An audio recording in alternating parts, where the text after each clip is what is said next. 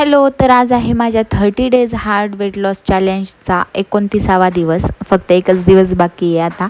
आणि उद्याच्या व्हिडिओमध्ये मी वेट शेअर करणार आहे की माझं वेट किती कमी झालं किंवा काय मी चेकच नाही केलं अजून. मी पण उद्याच चेक करणार आहे आणि उद्याच तुमच्यासोबत शेअर करणार आहे.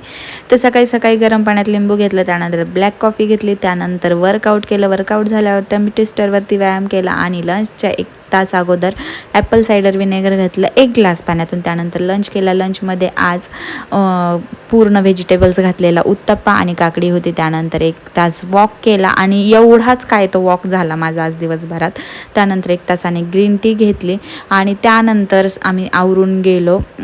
एक कॉलनीत बड्डे होता त्या ठिकाणी आणि तिथून आल्यानंतर मी पिल्लूला झोपी लावला आणि त्याच्यानंतर त्याच्यासाठी एक सरप्राईज टी शर्ट रेडी केलं, ज्यावर त्याचं नाव आहे. डिटेल मी ती इन्स्टाला स्टोरी शेअर केली की मी कसं टी शर्ट बनवलं. 10,000 स्टेप्स सोडता बाकी सगळे टार्गेट आज कंप्लीट केले.